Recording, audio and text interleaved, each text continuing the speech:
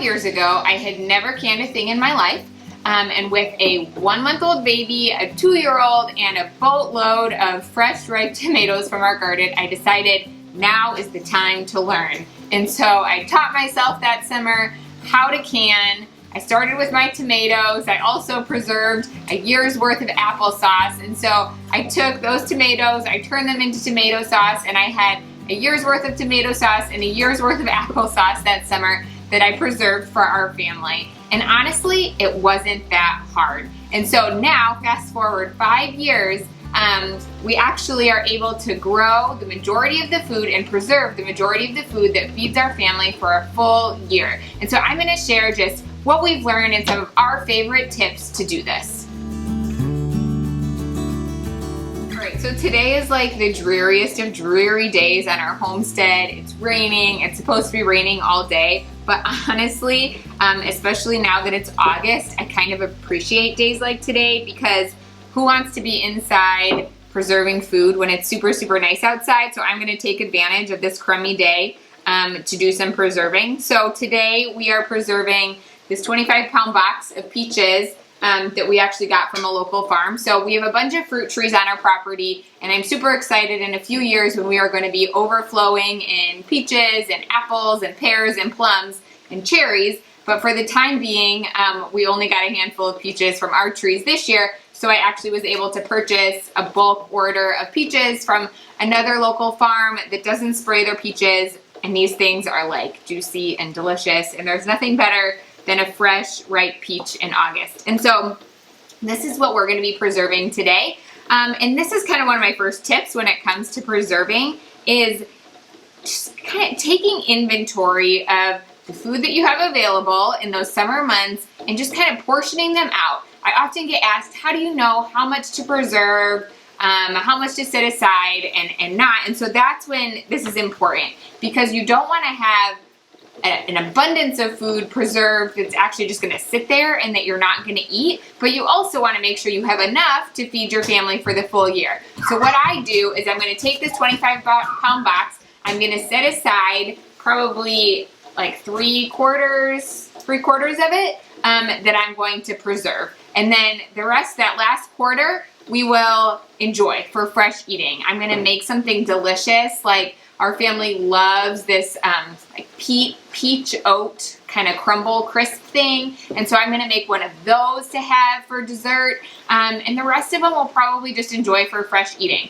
But if I didn't, ahead of time kind of portion the peaches out like that, our family could easily down like a half a box of these peaches in just a few days if I let them.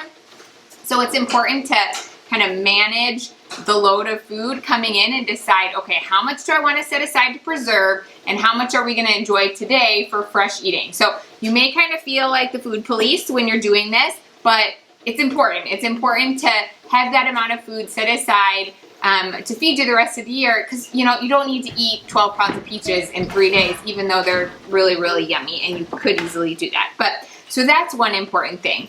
Another important thing when it comes to preserving your food is preserving it in a way that your family likes to eat it. And so there's a lot of ways you can preserve food, right? You can can things, you can dehydrate things, you can freeze things, you can freeze dry things, you can ferment things. So there's a lot of ways to do it, but you need to figure out what way does your family like to eat food and preserve the food that you like to eat in that way. So for example, with these peaches, a lot of people love canned peaches or to make peach jam. And that's great if that's the way you like it.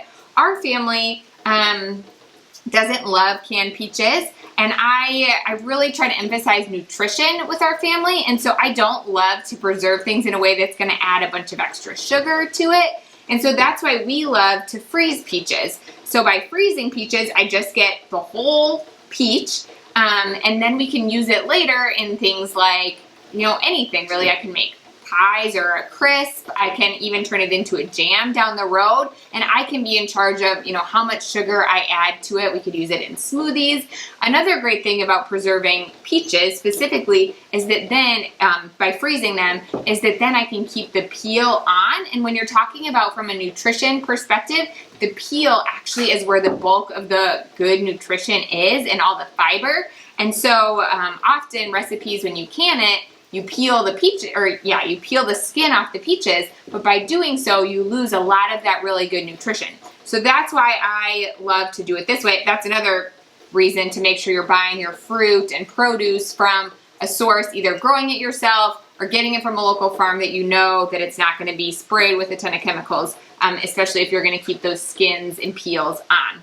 But I often hear stories, like my mother-in-law will tell me about her grandma who, canned and preserved a ton of food, and she would say how, years later she would go down into her cellar or her basement and find tons and tons of jars of these preserved canned foods, years and years later that she never actually ate. And so when we are preserving food, I always try to make it a point to preserve food in a way that we're going to eat and then actually eating it. And so sometimes this means, midway through the winter, I'm taking inventory of, okay, what do we have in our freezer? What do we have in our pantry? What do we have that needs to get eaten?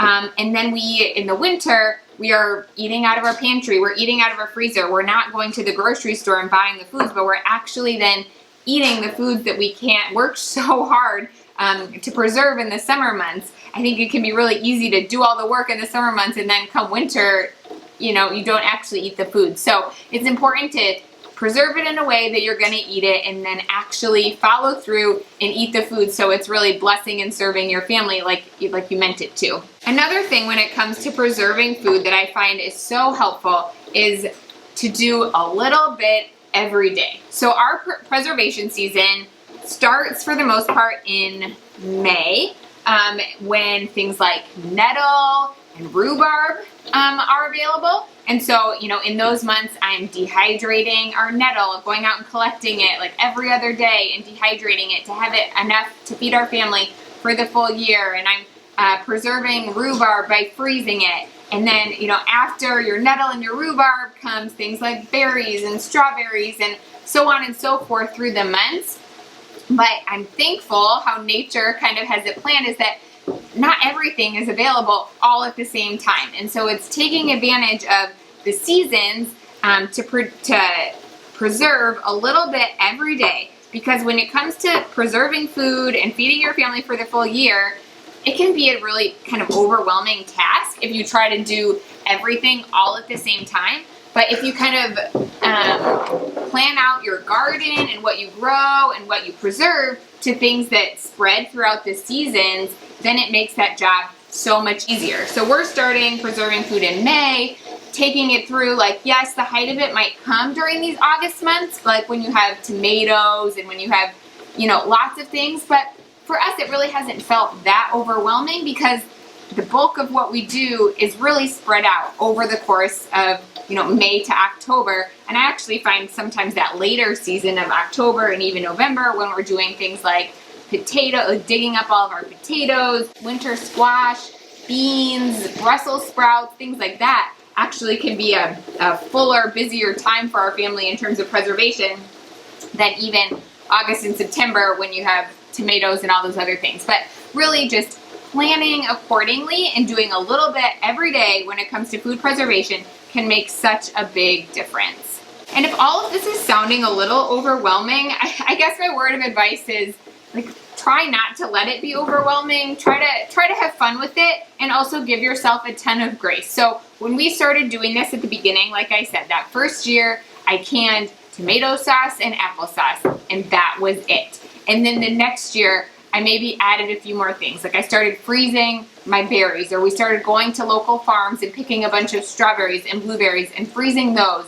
And then, after that I learned, I could dehydrate all of these greens. And so I started dehydrating, our nettle and our kale. And so it wasn't like all of the sudden I was going from 0 to 60 where I was preserving nothing to preserving a year's worth of food. It was more like every year I learned and I added a few more things. And so you know, if you don't know how to make sauerkraut and fermented foods today, like that's okay. You'll get there over time, but start with what you can do, what you have available to you, and then over time, if you add a few things every year, within just a few years, you'll be able to preserve so much food. And then another thing with that is, if you're like, well, you know, I live in the city, I live in an urban lot, I live in the suburbs, I can't grow all of this food. Like, totally, I get it. Like, we lived on a third of an acre in the suburbs for the first couple of years. Even, you know, that story that I told about our tomatoes, we lived on a third of an acre lot when we did that, and I had never preserved anything in my life, and that's okay.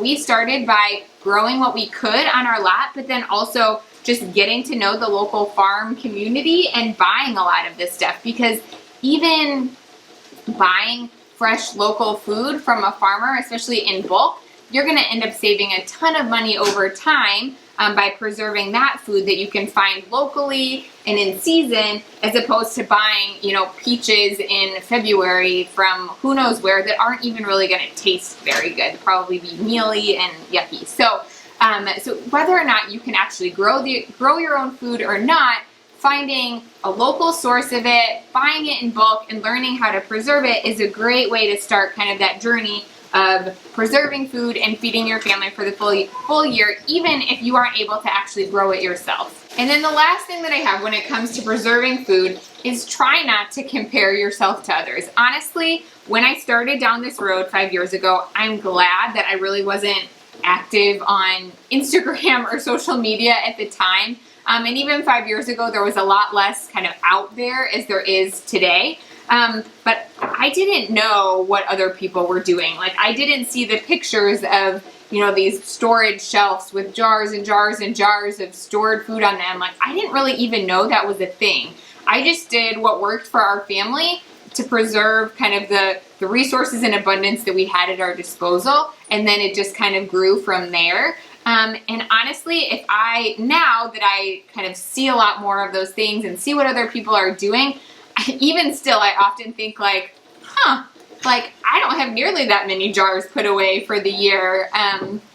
But, you know, canning is only a small part of the way that we preserve food. We also do a lot of, you know, fermenting and freezing and things that you might just not see so visible on shelves. And that's totally okay. Like I said before, preserve food in a way that your family is going to eat it. And try not to compare yourself to what other people's food storage pantries look like or what other people are doing, because that system and even those foods might not be the foods that you love or stored in a way that you love, or maybe you're just not there yet, and that is totally okay. So have fun with it, give yourself grace, and a little bit every day can make a huge difference over time. So that's what we're doing with our food preservation this year. I hope you find this helpful. So thanks so much for stopping by the farmstead today, and we'll see you next time.